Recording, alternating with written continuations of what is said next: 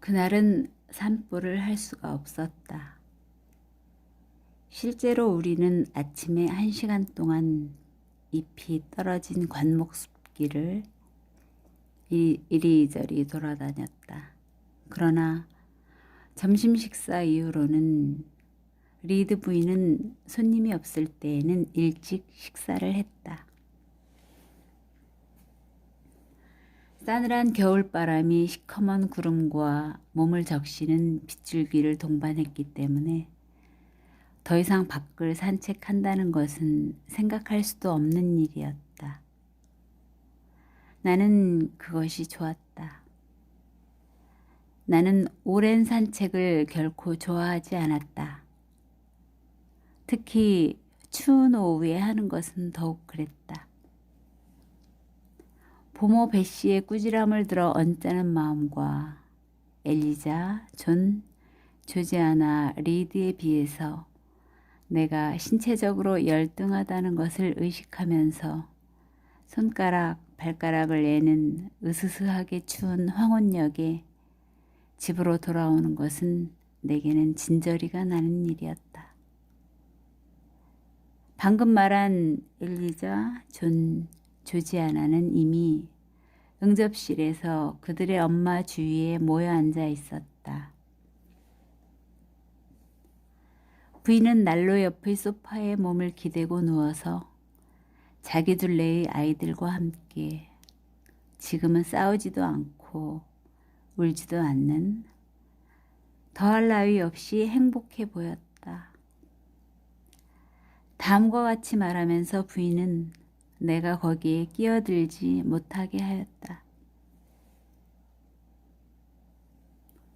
자기는 나를 떼어놓는 것을 미안스럽게 생각하지만 그녀가 베시로부터 듣고 또 그녀 자신의 관찰에 의해 내가 보다 좀 더 잘 어울려 놀고 어린 아이다운 성질, 좀 더 애교 있고 명랑한 태도, 말하자면 더 밝고 더 솔직하며 더 자연스러운 태도를 가지려고 진지하게 노력하고 있다는 것을 자신이 발견하게 될 때까지는 만족스럽고 행복한 어린아이들만을 위해 마련된 특전으로부터 나를 제외시켜야만 하겠다고.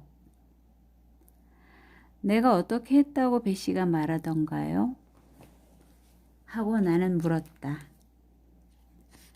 제인, 난 흠이나 잡고 따져 묻는 아이를 좋아하지 않아. 게다가 어린아이가 윗사람에게 그런 태도로 대드는 법이란 없어. 어디 딴 데 가서 앉거라.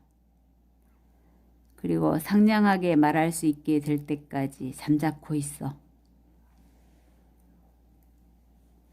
작은 식당이 응접실 옆에 붙어 있었다.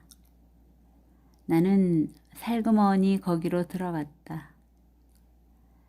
그곳엔 책장이 있었다. 나는 곧 그림이 잔뜩 있는지를 살피면서 책 한 권을 집어들었다. 창 밑에 있는 의자로 올라가서 내 발을 끌어모으고는 마치 터키 사람처럼 다리를 꼬고 앉았다. 그리고 빨간색 모어린 커튼을 거의 닫다시피 치고 나서 나는 이중으로 한적한 곳에 숨어버렸다. 오른쪽은 진홍빛 커튼이 나의 시야를 가려주고 왼쪽은 투명한 유리창이 나를 보호하여 주었으나 음산한 11월의 날씨로부터 나를 떼어놓지는 못했다. 책장을 넘기는 동안 때때로 나는 겨울날 오후의 풍경을 바라보았다. 저 멀리에는 안개와 구름의 창백한 허공이 보였고 가까이에는 젖은 잔디와 폭풍에 시달린 관목의 풍경이 길고도 구슬픈 폭풍우 앞에서 사납게 쏟아지는 그칠 줄 모르는 빗줄기와 함께 보였다. 나는 나의 책 뷔크의 영국 조류사로 눈을 돌렸다. 일반적으로 말해서 거기 적혀있는 본문에는 주의하지 않았지만 내가 어린아이였기 때문에 그냥 넘겨버릴 수 없는 해설이 적힌 페이지가 있었다. 그런 페이지에는 해조의 출몰에 관한 이야기, 해조만이 살고 있는 외로운 바위와 곳에 대한 이야기, 노르웨이의 최남단인 린드네스나 네이즈로부터 노드케이프에 이르기까지 작은 섬들이 점점이 흩어져 있는 노르웨이 해안의 얘기가 적혀 있었다. 거기는 북쪽 바다가 거대한 소용돌이로 머나먼 세상 끝나라. 벌거벗고 쓸쓸한 섬, 그 주변으로 물결 친다네. 대서양의 파도는 폭풍 우이는 헤브리디즈 열도로 몰려든다네. 또한 나는 랩랜드와 시베리아, 스피츠버겐, 노바 젬블라와 아이슬란드, 또 그린랜드 등의 쓸쓸한 해안에 대한 암시적인 표현에 관심을 돌리지 않을 수 없었다. 북극의 광활한 지역, 황량한 공간에 버림받은 땅, 서리와 눈의 창고, 수세기에 걸쳐 쌓인 겨울의 견고한 얼음 벌판, 알프스산의 수많은 봉우리를 겹쳐놓고 북극을 둘러싸고 극한의 복합된 혹한이 모여있는 곳이라고 표현되어 있었다. 나는 이러한 하얀 죽음의 왕국에 대해 내 멋대로의 상상을 하였다. 그것은 어린이들의 머릿속에 어렴풋이 떠오르는 무엇인가 파악할 수 없는 모든 생각과 마찬가지로 뚜렷하지는 않지만 묘한 인상을 주었다. 해설 문장은 다음에 나타나는 사파와 연결되어 있었다. 그리고 파도와 물거품이 있는 바닷속에 홀로 서 있는 바위와 적막한 해안 위로 밀려온 부서진 배와 구름 사이로 다리 바야흐로 가라앉으려는 난파선에 몇 줄기 싸늘하고 창백한 빛을 던져주고 있는 것을 설명하였다. 묘비명을 아로새긴 묘석이 있는 고요하고 적막한 교회의 묘지, 교회의 문, 두 그루의 나무, 부서진 벽으로 둘러싸인 나즈막한 평지, 그리고 황혼을 알리는 막 솟아오르는 초승달 따위에 어떠한 감정이 출몰했는지 나는 표현할 수 없다. 잔잔한 바다 위에 조용히 떠있는 두 척의 배를 나는 바다의 유령이라고 생각했다. 악마가 도둑놈의 보따리를 등 뒤에서 꼭 누르고 있는 그림에선 급히 책장을 넘겼다. 그것은 무시무시한 모습이었던 것이다.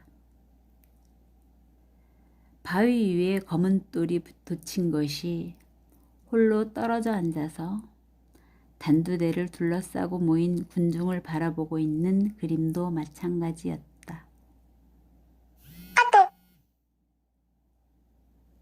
각각의 그림은 모두 이야기를 담고 있었다. 나의 미숙한 이해력과 불완전한 감정에는 주로 신비스럽게 여겨졌으나 한편으로는 매우 흥미로웠다. 마치 배씨가 가끔 겨울 저녁에 그녀의 기분이 좋을 때면 들러주고 하던 얘기처럼 재미가 있었다. 배씨는 다리미질판을 어린이방의 난로가에 갖다 놓고 우리를 그 주위에 앉히고는 그녀가 리드 부인의 레이스 가장자리를 매만지거나 나이트캡의 가장자리에 주름을 잡으면서 오래된 동화나 그보다 더 오래된 미녀 등에서 따온 연애 이야기와 모험 이야기 또는 나는 훨씬 더 나중에 알게 되었지만 파멜라나 모어랜드의 헨리 백작에서 따온 이야기 등으로 우리들의 진지한 호기심을 채워주었다.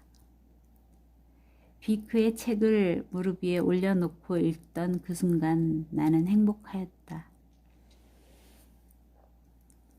적어도 내 딴에는 행복했다. 나는 방해를 받는 것 외에는 두려워할 것이 없었다. 그런데 그 방해는 너무나 빨리 오고야 말았다. 식당의 문이 열렸다. 야, 이 얼간아!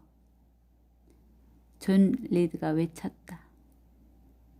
그러고 나서 그는 잠시 멈췄다. 그는 방이 완전히 비어있는 것으로 생각한 것이다. 도대체 얘가 어디 있는 거야? 그는 계속해서 떠들어댔다. 리지, 조지! 그의 누이들을 부르면서 제인이 여기에 없어. 엄마한테 가서 제인이 비오는데 밖으로 나갔다고 일러줘. 나쁜 계집애 같으니라고. 커튼을 쳐놓기를 잘했어. 나는 생각했다.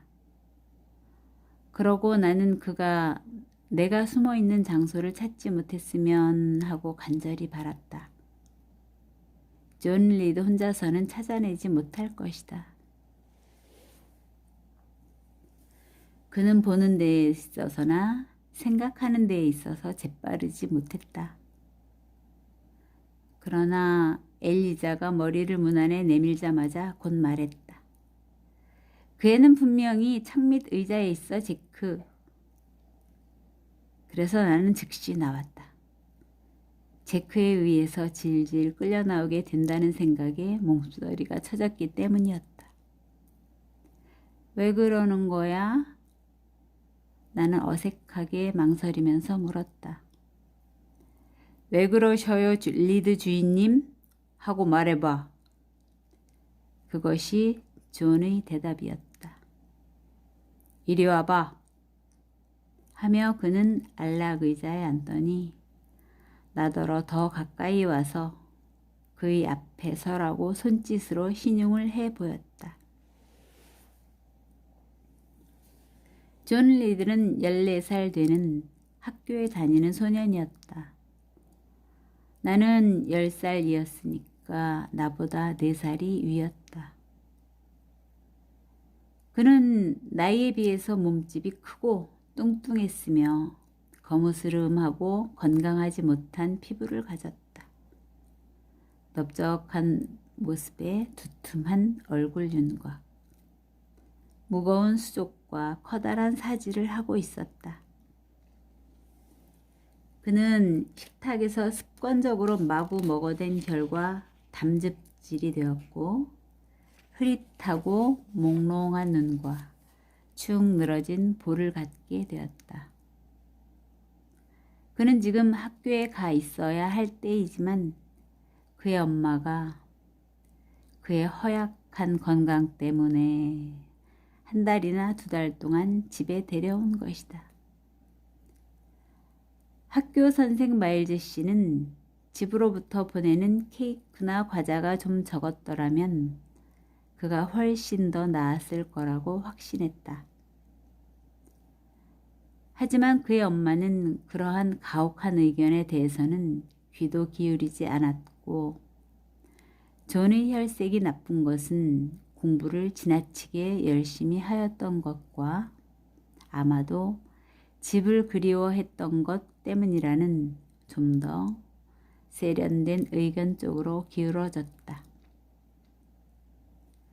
존은 그의 엄마나 누이들에게 별로 큰 애정을 갖고 있지 않았으며 나에게는 반감을 갖고 있었다. 그는 나를 들볶았고 벌주었다. 일주일에 2~3번 그러는 것이 아니고 하루에 1~2번 그러는 것도 아니며 계속해서 그랬다. 나의 온 신경은 그를 두려워했고 그가 내 곁에 가까이 오면 내 뼈에 붙은 모든 근육은 오그라들었다. 그가 주는 공포 때문에 나는 당황할 때가 있었다. 그가 주는 협박이라든가 고통에 대해서 호소할 곳이 없었기 때문이다. 하인들은 내 편을 들어서 어린 주인님을 거스르기를 좋아하지 않았다.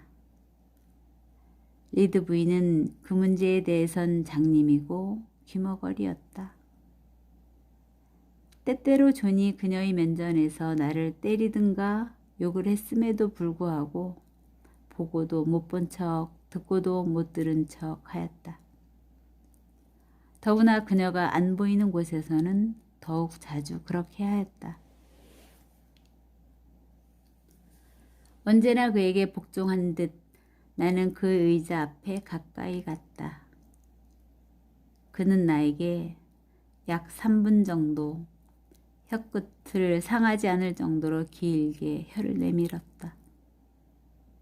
나는 그가 곧 나를 때릴 것이라는 것을 알았다. 주먹을 두려워하면서 나는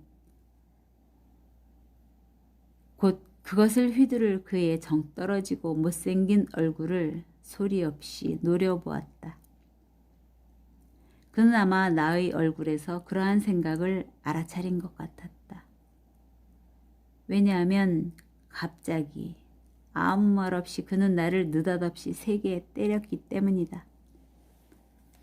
나는 비틀거렸다. 그리고 균형을 잡기 위해 그의 의자로부터 1~2걸음 물러섰다. 이건 아까 엄마에게 말대꾸할 때의 그 건방진 태도 때문이야. 그는 말했다. 그리고 커튼 뒤에 살짝 숨은 것 때문이야. 또 2분 전에 내 눈에 나타났던 표정 때문이다. 이 쥐새끼 같은 계집애. 존의 욕지거리에는 익숙해 있었기 때문에 거기에 대꾸할 생각은 전혀 없었다. 나의 관심은 욕지거리 다음에 틀림없이 따라올 그 주먹을 어떻게 견딜까였다. 너 커튼 뒤에서 뭘 하고 있었어? 그는 물었다. 책을 읽고 있었어. 그 책 보여줘봐. 나는 창가로 가서 거기에 있는 책을 가져왔다. 넌 우리 책을 꺼낼 자격이 없어. 엄마가 그러는데 넌 식객이라더군. 넌 돈 한 푼 없대. 너희 아버지가 하나도 남긴 게 없으니까. 넌 빌어먹어야 했어.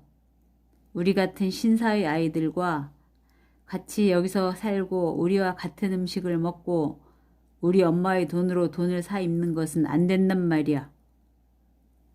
자, 이제부터 또 내 책장을 뒤적거리면 용서하지 않을 테다. 그건 다 내 거야. 이 집은 모두 다 내 거야. 몇 년만 지나면 그렇게 될 거란 말이야. 거울이나 창문으로부터 비켜서고 문 옆에 가서 서 있어. 나는 그렇게 했다. 처음에는 그의 의도가 무엇이었는지 알지 못했기 때문이었다. 그러나 그가 책을 높이 쳐들고 그걸 던지려는 동작을 취하며 일어서는 것을 본 순간 나는 본능적으로 놀라서 소리 지르며 옆으로 비켜섰다. 그러나 이미 때가 늦었다. 책이 날아와서 내게 맞았다. 나는 넘어져서 문에 머리를 부딪히고 상처를 입었다. 상처에서는 피가 났고 차갑고 격심한 통증이 있었다. 나의 공포심은 이미 절정을 지났다. 다른 감정이 뒤이어 일어났다. 심술궂고 잔인한 녀석. 나는 말했다. 넌 꼭 살인자 같아. 넌 노예 감독.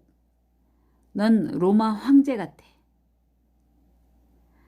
나는 골드 스미스의 로마의 역사를 읽었기 때문에 네로, 캘리큘라 등에 대해 내 나름대로의 생각을 가지고 있었다. 또한 조용히 그들을 대조해 본 적이 있으나 이렇게 큰 소리로 선언하는 것은 전혀 생각해 보지 않았었다. 뭐라고? 존이 외쳤다. 너 말 다 했냐? 엘리자, 조지아나, 너희들 저 애가 말하는 거 들었지?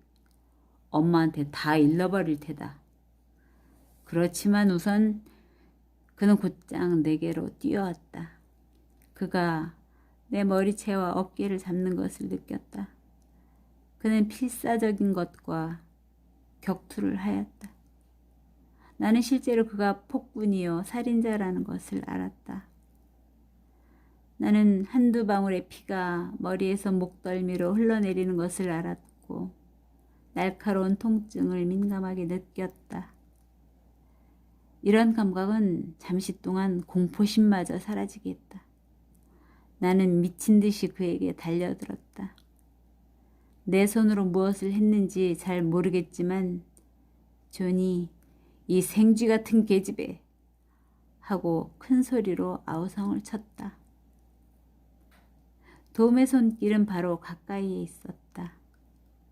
엘리자와 조지아나는 2층에 가 있는 리드 부인을 부르러 벌써 올라갔다. 이때 리드 부인이 그 자리에 나타났다. 그 뒤에는 베시와 하녀 에보트가 따라왔다. 나와 존은 따로 떼어 놓여졌다. 나는 이런 말을 들었다. 원 세상에 존 도련님께 덤벼들다니 무슨 미친 짓이야. 이렇게나 격정적인 장면을 본 사람이 또 있을까? 이때 리드 부인이 끼어들었다. 저 애를 붉은 방으로 데리고 가서 거기 쳐넣고 문을 잠가버려라. 곧 4개의 손이 나를 들어 올렸고 나는 2층으로 들려갔다. 오늘은 여기까지입니다. 다음 시간에 계속 읽어드리겠습니다. 감사합니다.